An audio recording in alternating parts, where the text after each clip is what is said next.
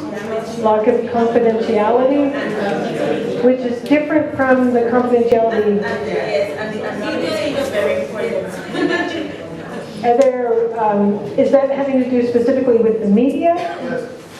So there are no rules about publishing the name of a victim? Well, the media can get it if somebody didn't leak it, and that's where the confidentiality thing comes in, you know. So no matter what, the media should never even know the person's name.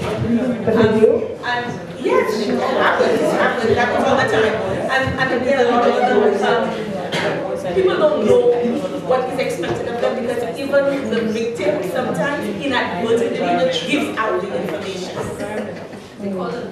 Yeah, but they don't know exactly. Even if the name of the individual may not be, because of the size of the island, if it is mentioned, chances are you may know or several people may know. I had one case where a child had been molested, and I had referred the case to social services.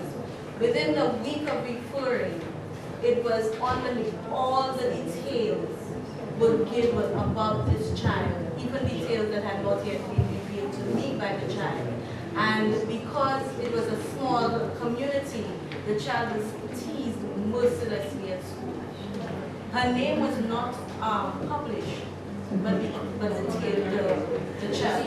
So, just so I understand, to write it up here, you're saying that there are not enough restrictions on keeping information confidential. Did the information leak through an individual, or did it leak through social media? I think that an individual spoke to a media personnel, and they let out the information. Okay.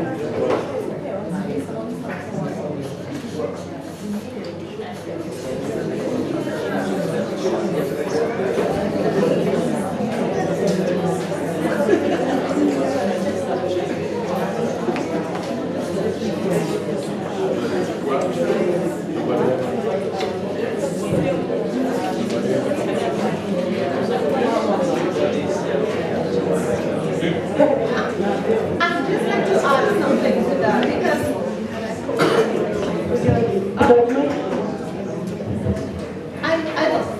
I agree. I don't very much. I think I agree with this, but I think it's also a little bit more, because in my experience, one of the issues, and maybe this is because of again how small the island is and how the proximity, everybody is in relatively close proximity to each other. So one of the things that I found is the level of access. So after a child report or an individual report, there can be a lot of interference, like during the investigation stage, during even the court stage. I've had a lot of victims, a lot of clients say to me, an aunt is applying pressure, or family member is applying pressure, or a friend of a friend. So there's a lot of interference and issues that can potentially obstruct justice being realized.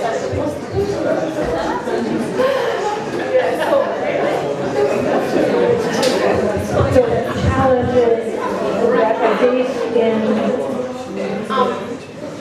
lack of restriction in terms of access and interference in the process.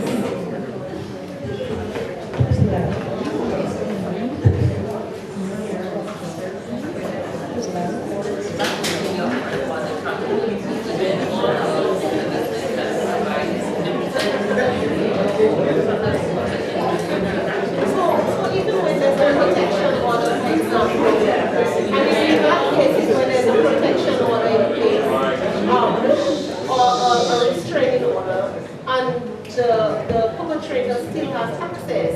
Maybe he has an aunt who lives nearby and he strategically comes to visit the aunt, and all of that can lead to issues of intimidation of the victim and those kinds of things. So I find it's difficult to, and maybe because there are issues of enforcement of those orders, I'm not sure what, but there seems to be a lot of access and interference during that process. I know that in some other projects I worked on, this comes across as just the need for agencies to think about what perpetrators are going to have access to in terms of the information, particularly if you have a victim who is trying to hide to save her life. Oftentimes perpetrators will try to find them, and you have to think about what kind of data, what kinds of data sets they can get access to, what kinds of information they can find, particularly in a place where everyone knows everyone. But even in larger areas, in urban areas in the United States, perpetrators find ways. They say, I'm her husband, I need to know this, and they find ways to track down the victim. So sometimes it takes some careful consideration, and those kinds of cross-agency discussions can be very enlightening in that way. Please. What about lack of accountability on practitioners themselves? Because yes, I hear a lot of the arguments about understaffing and lack of resources, but sometimes people are negligent. What happens in that regard? Are people suspended? Is there an investigation? Are public servants held accountable for the kind of work that they do? I mean, just accountability across the board, because the public, for the public, as far as they're concerned, you're there to provide a service. They don't care how understaffed you are. But they want to know why a child gets pregnant at 12 and at 14, who's accountable, who was on the case. So I mean, I think that's a big discussion that needs to be had. Well, and to the public, of course. I mean, agree the public has a role to play, but I guess since we're talking amongst ourselves, speaking amongst ourselves as practitioners, people who actually work in the field, what is our duty? I mean, sometimes people have bad days, bad weeks, you're frustrated in your job, you're not getting the promotion that you want, so you're just not doing the thing. And I mean, I would do it.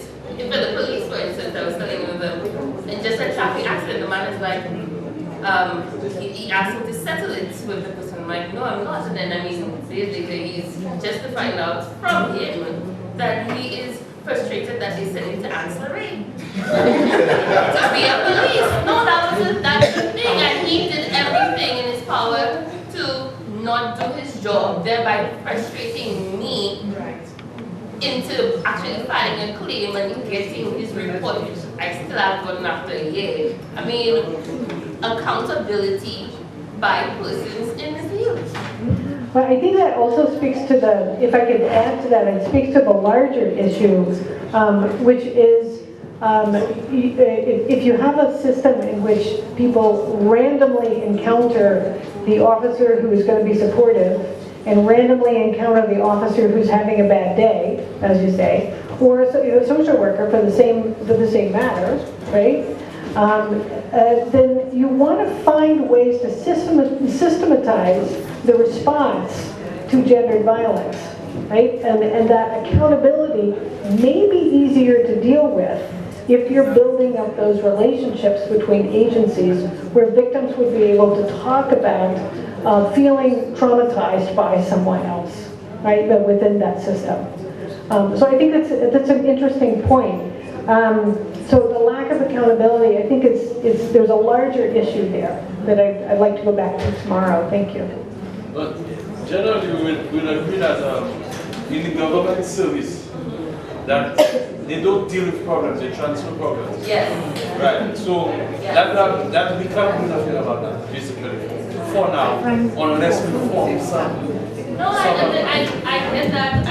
I mean, being in the, I don't like saying in the service, but having worked for government, I hear it a lot. I hear a lot of people complain that they've been in this grade. I think there's this fascination about grades in the government system. That people, I've been in this grade for the last how many years?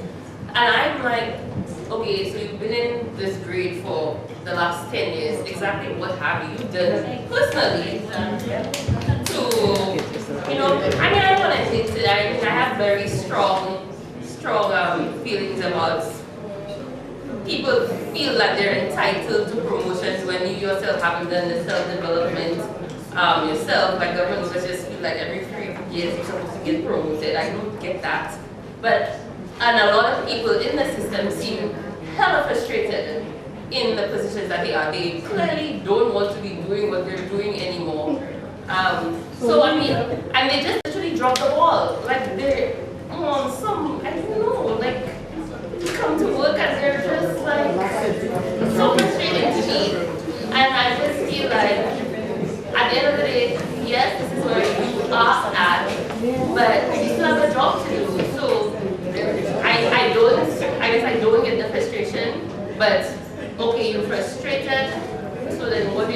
Do you not do your job? Are you on a go slow? Are you protecting your union? I don't know. I see you trying. I know you say you. I don't want to attack any service in particular, but some services do seek out, so we never do it. They were very. Oh my God. Some services do seek out, we don't do it.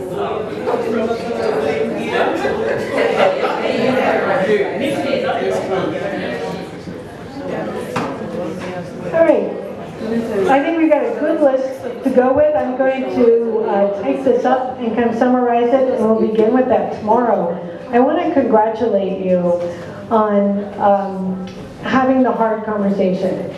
I know it's not been easy at times to hear the questions, to hear that there is hostility between agencies, something you already know. But to actually hear the words is hard sometimes, so I congratulate you on listening. Because that is the first step. The first step is trying to understand how other people see their protocol and see their role in responding to gendered violence. And I think you have done that very, very well. Please give yourself a round of applause for your courage and your commitment. Tomorrow, 9 o'clock, we're going to take a different path. The path tomorrow is we start here and we start talking about strategies for change, strategies that incorporate as much as possible all of what we've talked about today, as well as the literature and what we know in the social science research. All right? Have a good evening.